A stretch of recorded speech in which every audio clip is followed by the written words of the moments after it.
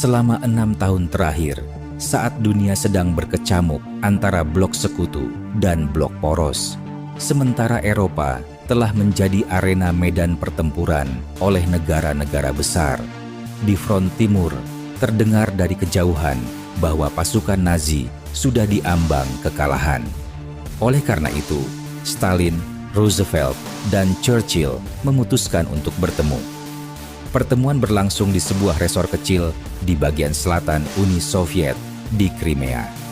Ketiga raksasa bersiap-siap membicarakan arah masa depan dunia.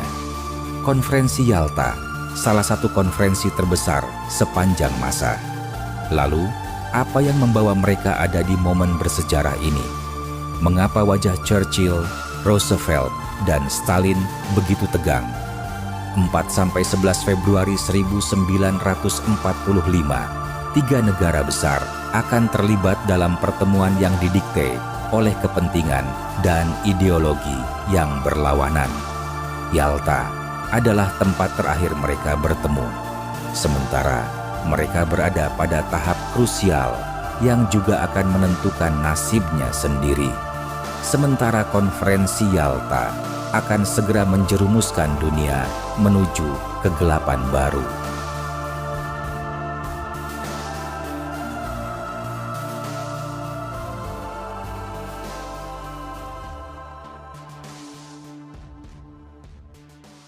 Yalta, di tepi laut Crimea yang jauh dari debu, membumbung. Tiga pemimpin dunia duduk merapat untuk menata kembali arah dunia dari porak-poranda. Dengan pena dan peta, mereka mulai menentukan wilayah. Saat Perang Dunia belum benar-benar usai, sementara masa depan mulai dibicarakan. Di tengah puing-puing reruntuhan, menjelang berakhirnya gejolak Perang Dunia II. 14 Februari 1945, tiga pimpinan dunia, Franklin D. Roosevelt, Winston Churchill, dan Joseph Stalin, mengadakan pertemuan penting usai Jerman mengalami kekalahan dari blok poros. Mereka berbicara tentang pembagian wilayah, kekuasaan, dan tentang siapa yang akan memegang kendali nanti. Seakan masa depan dunia berada di genggaman mereka. Namun, mereka lupa bahwa kekacauan yang melanda adalah bagian dari tangan-tangan mereka. Setelah konferensi diadakan tiga tokoh dunia, mereka menyadari bahwa kemenangan dari blok poros bukan akhir dari segalanya.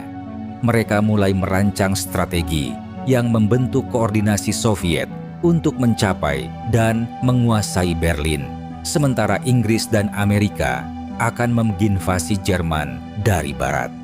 Keputusan yang dibentuk tidak hanya menutup babak Perang Dunia Kedua, tetapi juga membentuk tatanan politik yang menentukan seluruh hubungan internasional di masa depan. Presiden Amerika Serikat yang sedang sakit parah, Franklin Roosevelt, melakukan perjalanan jauh ke resor Laut Hitam di bekas istana Livadia Tsar untuk menemui pimpinan Soviet, Joseph Stalin. Ia menyampaikan apresiasi setelah kemenangan Soviet yang sekaligus mengakhiri kekuasaan Nazi di Jerman. Dalam konferensi, mereka membahas tentang perencanaan pembagian Jerman menjadi 4 wilayah, masing-masing untuk Amerika Serikat, Inggris, Prancis, dan Uni Soviet. Franklin Roosevelt dan Winston Churchill mencoba merayu Stalin untuk memerangi Jepang. Sebagai imbalannya, Uni Soviet akan mendapatkan keuntungan strategis di Asia Timur, termasuk pengembalian wilayah Sakhalin Selatan. Kesepakatan telah disetujui, namun Stalin meminta waktu dalam 3 bulan ke depan. Setelah Soviet mengalahkan Jerman, ia berjanji akan membuka front baru dan memerangi Jepang. Perang di Eropa hampir berakhir setelah Rusia menduduki semua negara yang sebelumnya berada dalam kekuasaan Nazi. Kini, masa depan negara-negara Eropa Timur akan menjadi tanggung jawab Soviet, sementara Jepang masih dalam perancangan target berikutnya. Saat sebelum Amerika melakukan serangan bom atom, Roosevelt tak meyakini rencana tersebut akan berhasil melenyapkan wilayah timur. Manhattan Project adalah program rahasia yang dipimpin oleh Amerika Serikat selama Perang Dunia Kedua dalam mengembangkan bom atom. Proyek yang dimulai sejak 1942 hingga 1945 yang didukungan Inggris dan Kanada. Mereka segera mempercepat proyek tersebut sebelum Jerman mengembangkan senjata nuklirnya. Franklin Roosevelt sempat meragukan keberhasilan Manhattan Project. Amerika Serikat berupaya untuk melenyapkan Jepang. Namun, Roosevelt khawatir jika invasi Amerika menuju Jepang melalui jalur darat akan memakan banyak korban pasukan mereka. Sebagai jalan lain, Franklin Roosevelt mendesak Soviet untuk melakukan invasi terhadap Jepang. Franklin meyakini bahwa perlawanan Soviet akan jauh lebih dominan terhadap Jepang. Setelah bendera Nazi telah dirobohkan oleh Soviet di Berlin, Jerman menyerah tanpa syarat. Italia sudah tumbang dari jauh sebelumnya. Eropa mulai menata kembali puing-puing kehancuran. Kini satu-satunya yang masih tersisa adalah Jepang. Sekutu mereka berguguran, sementara Jepang masih berdiri sendiri.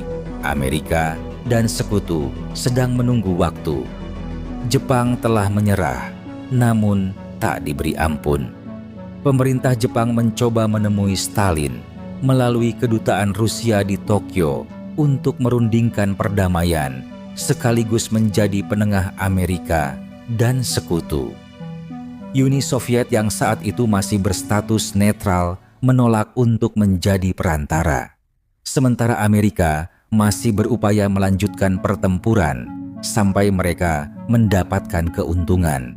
Sebelum ditutupnya Perang Dunia, Franklin berharap Soviet juga ikut dalam penyerangan. Akan tetapi, Soviet tidak terlalu memikirkan Jepang karena saat itu Soviet sedang menuntaskan Jerman. Pada 16 Juli 1945, Amerika mulai melakukan uji coba dalam pengembangan bom atomnya. Setelah pengujian pertama berhasil dilakukan di Trinity Test di New Mexico. Setelah beberapa minggu kemudian, Amerika menjatuhkan bom atom di Hiroshima pada 6 Agustus dan Nagasaki 9 Agustus. Sementara Soviet memasuki Jepang setelah bom atom kedua dijatuhkan. Tepat pada 9 Agustus 1945, sehari setelah bom atom menghancurkan Hiroshima, langit perbatasan Asia Timur kembali bergemuruh. Uni Soviet secara tiba-tiba melancarkan serangan besar-besaran ke wilayah kekuasaan Jepang.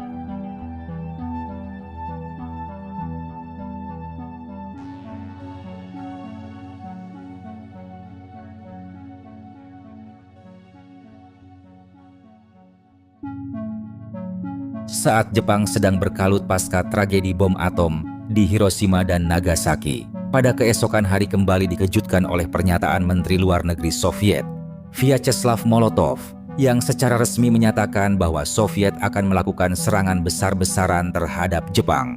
Soviet yang sebelumnya bersikap netral dan menjadi harapan satu-satunya sebagai juru damai Jepang dengan Amerika, justru menyatakan perang terhadap kekaisaran.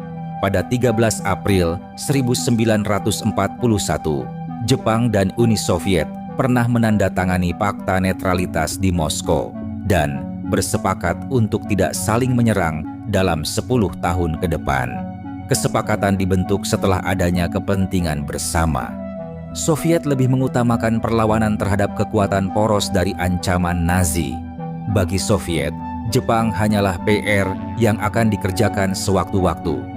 Sementara pasukan Nazi sudah mulai memasuki wilayah Soviet.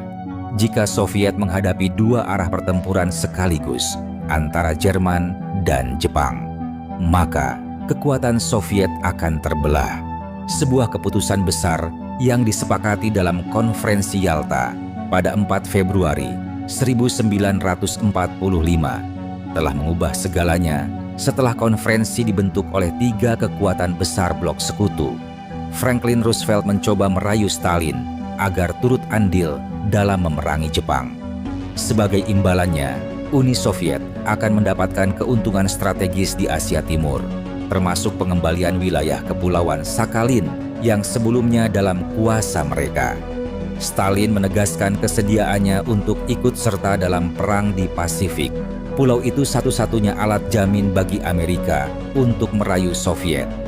Pulau Sakhalin dan Kepulauan Kuril sendiri merupakan wilayah persengketaan antara Jepang dengan Rusia. Kedua pulau itu berhasil direbut Jepang saat Perang Russo pada tahun 1905. Pada tahun 1937, saat Perang Tiongkok-Jepang pecah, Uni Soviet mulai mengirimkan dukungan militer kepada pemerintah Chiang Kai-shek. Tindakan tersebut memicu amarah Jepang. Adanya provokasi dan pelanggaran perbatasan atas Uni Soviet terhadap pasukan Jepang semakin meningkat, hingga menimbulkan konfrontasi bersenjata. Pada musim panas 1938, Soviet dan Jepang bentrok dalam konflik di perbatasan wilayah Danau Khasan. Tentara Merah berhasil mengusir pasukan Jepang dari wilayahnya. Namun, kekalahan angkatan bersenjata Jepang dalam pertempuran di Sungai Khalkhyn-Gol di wilayah Mongolia pada musim semi sampai musim gugur 1939 merupakan pukulan yang amat mendalam bagi Tokyo. Sementara rayuan Roosevelt telah membuat Stalin semakin kiat dalam mengirim pasukannya ke wilayah timur. Soviet berupaya membangun 90 divisi di wilayah timur. Stalin menyatakan untuk tidak memperpanjang perjanjiannya dengan Jepang, sementara Moskow masih berkomitmen dalam perjanjian tersebut. Adanya keterikatan pada dua fakta antara Soviet dengan Jepang dan sekutu Amerika menjadikan Stalin semakin bimbang. Ditambah adanya Jepang yang terus berupaya membujuk Soviet untuk memperpanjang perjanjian damai. Jepang terus mengirim para utusannya kepada Soviet untuk memperpanjang masa perdamaian. Dengan berbagai imbalan atas kesediaan Stalin, Jepang berharap Soviet memperpanjang fakta netralitas dan menjadi mediator dalam perdamaian di Timur Jauh. Soviet berminat dengan tawaran Jepang, namun mereka sedang dalam terikat fakta di konferensi Yalta. Stalin mencoba berpikir dan menunda jawaban. Setelah Soviet berhasil mengalahkan Jerman, Stalin memutuskan akan berperang melawan Jepang. Pada konferensi Potsdam, Soviet menarik semua staf kedutaannya di Jepang pada 24 Juli 1945. Jepang satu-satunya negara yang masih bertahan. Upaya mempercepat selesainya Perang Dunia, maka Soviet menerima tawaran sekutu dalam melawan agresi Jepang. Soviet menganggap bahwa kebijakan ini adalah satu-satunya cara untuk menyelesaikan peperangan. Setelah keputusan mengejutkan disampaikan oleh Soviet kepada Dubes Jepang. Dalam proposalnya, Stalin menyatakan bahwa mulai besok Soviet akan menganggap dirinya sebagai musuh Jepang. Jepang terus berupaya agar Soviet membatalkan pernyataan tersebut. Sejak lama Jepang bermimpi untuk merebut Siberia dan Timur Jauh, namun mereka tidak terlalu antusias untuk terjun ke medan perang melawan Tentara Merah. Sementara Jepang masih di bawah komando Nazi di Jerman. Pada tanggal 22 Juni 1941, Jerman menyerbu Uni Soviet. Sementara Jepang bersiap untuk melintasi perbatasan Soviet di Timur Jauh. Berlin dan Tokyo yang bersekutu dalam Pakta Tripartit dan Pakta Anti-Komintern telah berencana untuk mengalahkan angkatan bersenjata Soviet